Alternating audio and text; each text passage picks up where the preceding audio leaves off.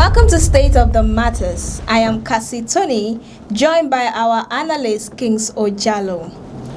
Today we'll bring you the latest breaking news across Nigeria, from urgent update to insightful analysis.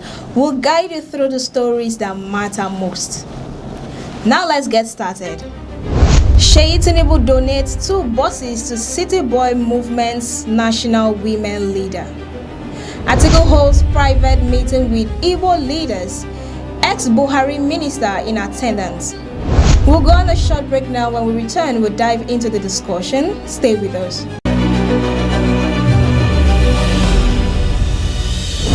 On Thursday, March 5th, 2026, Sheyi Tinubu donated 2 brand new buses to Selma Isiaka Rabiu, national women leader of the City Boy movement, as part of his effort to expand the group's reach and encourage greater youth and women participation in national development.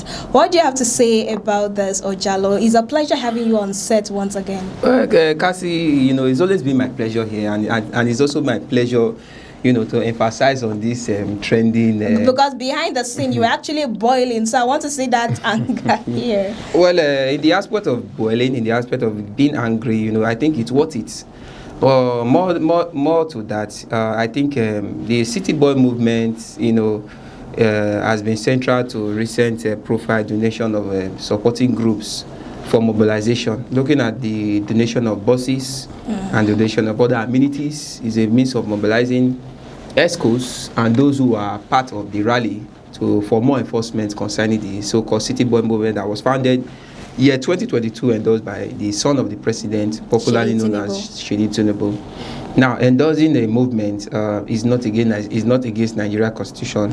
It's a very normative. I think even recently an individual Village Boy Movement endorsed for Peter Obi and the rally. So we are looking at an organization that is meant for rally, campaigning and thereabouts.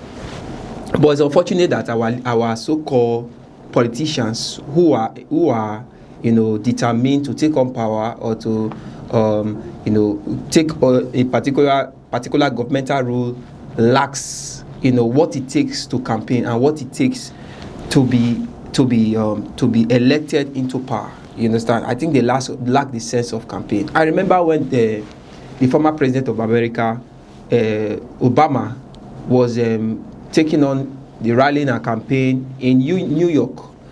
We could see the president, because he was a senator, as at then, went to the street feeding homeless people and making measures on how to remove those who were in the street. That is most of the thing the media does not show you happening in the United States. They advertise the United States to be heaven on earth, but there are some certain areas where people sleep on the street. So he carved out measure and ensures them that when he gets into power, he's going to make sure that they leave the street. And he also did some, just like I said, measures on order for them to get catering and thereabout. Feed them, you could see the rally, went ahead campaigning, starting from feeding homeless citizens who are left in the street of the United States of America.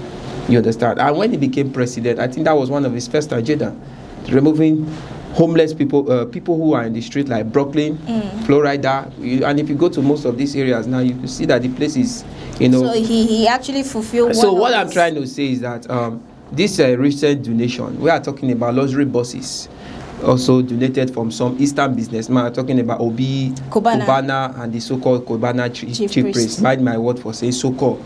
They are business people. They donated a fleet of new luxury buses, estimated of 80 million naira each, and we are talking about an individual getting 5 buses, all in the name of campaign. Like you said, now the purpose, they are all business individuals. Okay. So perhaps this money is from their own pocket. I'm not denying the fact, Cassie. And this buses that they are donating is also to ease movement, to also facilitate their campaigning, their campaigning for this election. I am not underestimating you on that, Cassie. Just as he said, it's a grassroots mobilization to facilitate the movement, just as you said, is movement. But I think there are better things other than that. We could use these expenditures. We could use this finance for.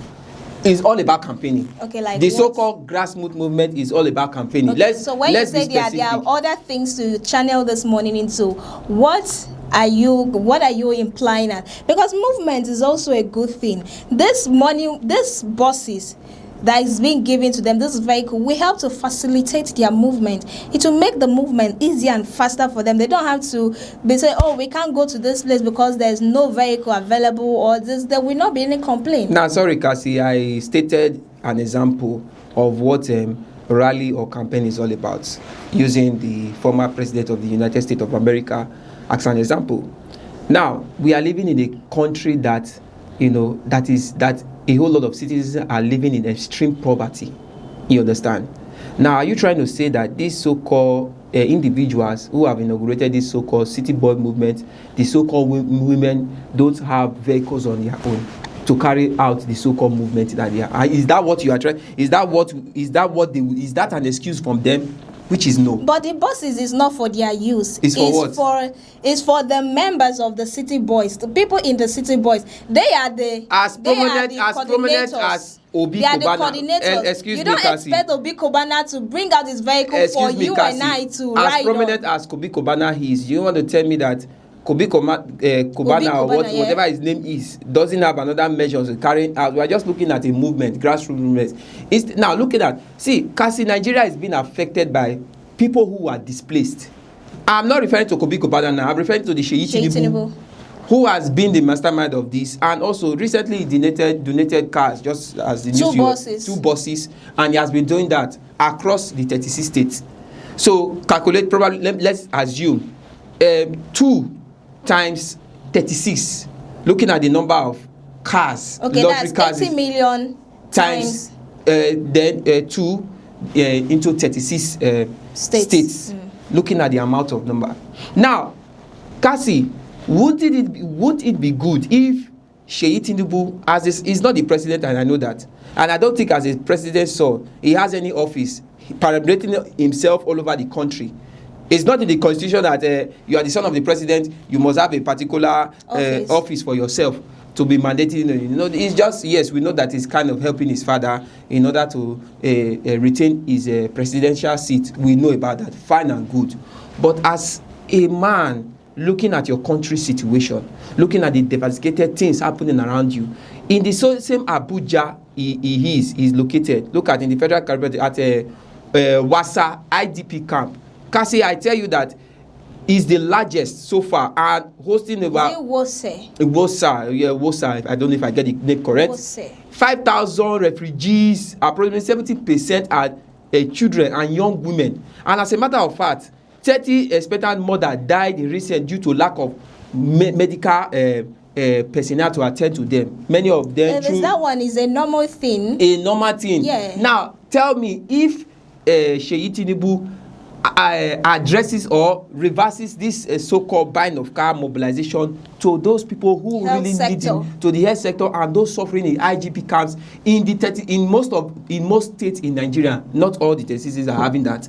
We have probably in Gwauza, that is somewhere in Mina. We also have in Maduguri. There's this Muna IDP camp where that are faced, that people who were chased out from their villages, most especially women. Now he's donating buses to women leaders and organizations, right? Now if he can channel those funds he's using to buy luxury buses and spending unnecessarily for so-called organization, women leader, if he can channel it to this IDP camp, Cassie, wouldn't it be a good thing? That is why I started by saying our so-called politicians and those who are campaigning don't have an IQ on what campaigning is all about. At least you are expecting some group of people to elect you to power. At least you should. Is it car they want to eat? Why don't you, place this expedition on some crisis affecting the country economy? This is the best way. That vehicle is to ease movement. It's not necessary. It's not necessary for now. It's not. I don't think it's necessary for now. We are talking about a country that has found itself in some coincidence that is affecting human life. What is movement only when people are dying on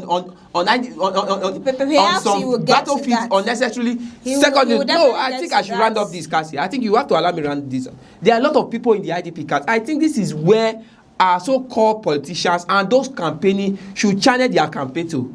It is not Nigeria is not looking. Nigeria does not need the so-called movement or whatever campaign or emphasis they want to throw at us. That is not what we need now. All right, we are looking at you making support in some areas that have been affected, most especially by the so-called ISIS and Boko Haram. And your final thought on this is? My final thought of this is politicians, high stakeholders who are campaigning. Please, your campaign, take it to those who are in need of finance, those dying in the streets, those in the IDP camps, those who are being frustrated by these so-called bandits and whatever. There are a lot of people roaming the streets of Nigerians, most especially in some commercial cities.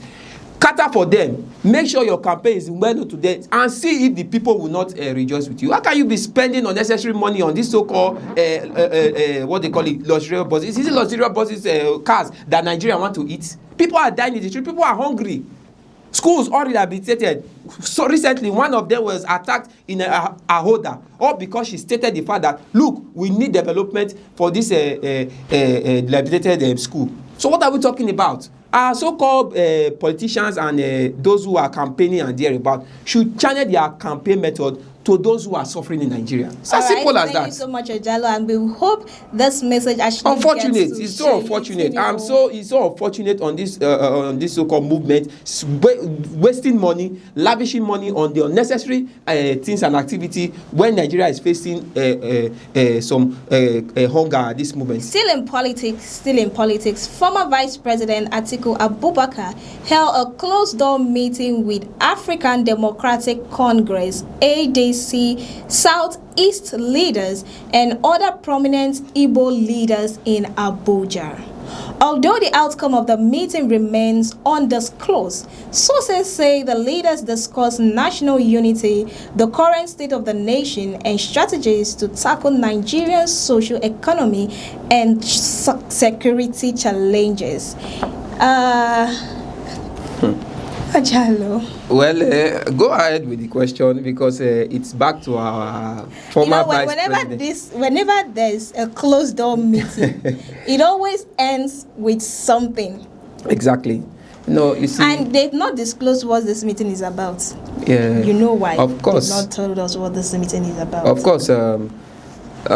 We could see that our former vice president is really rally round. You know, when someone, you say there's a popular saying that says, now who wants something I hand a long pass? Yeah, that is a popular Nigeria parable. Yes, that is to say, when you are targeting a particular thing, you must be more vibrant than. You go all out. Yes, you go all out. This is not the first time Atiku has gone to some, council, gone to some local council and elders of some community. You understand? Which they also had dinner on the occasion, and which they claim to be a closed-door meeting. But of course, Nigerians should know what the closed-door meeting is with Atiku, with the set of Igbo elders. Atiku should not forget that, look, Obi currently in the ADC, in the same coalition he was endorsed by the Igbo Council, I think in Imo State. So I think this is a means of trying to win the mindset of those Igbo councils in Abuja.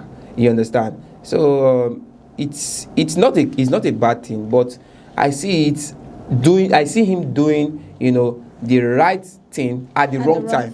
That is what what do you mean by that? Yes, what I mean by that is an individual who is coming from a prominent place. We're talking about Adamawa, and you are not being endorsed by your own people. How then do you think a particular tribe will want to endorse you? You understand? Adamawa, as we speak right now, has endorsed Tinubu just as their governor, Venturi, made mention of. So if Atiku can't, label himself properly and get endorsement from his own state, how then does he expect the Igbo councils of elders in Abuja you never can tell. Yes, I'm not underestimating the fact that he can't get their support. No, we are all Nigerians. To be precise, we are all Nigerians. Just like I said, he is doing the right thing at the wrong time. You understand? Everyone has the right to vote, no matter your age, no matter your how will I put it now? No matter your criteria, no matter your past legacies, you still have the right to contest in an ongoing election and thereabout. But for the fact that Atiku at this time around, knowing fully well that most prominent people are heading towards the same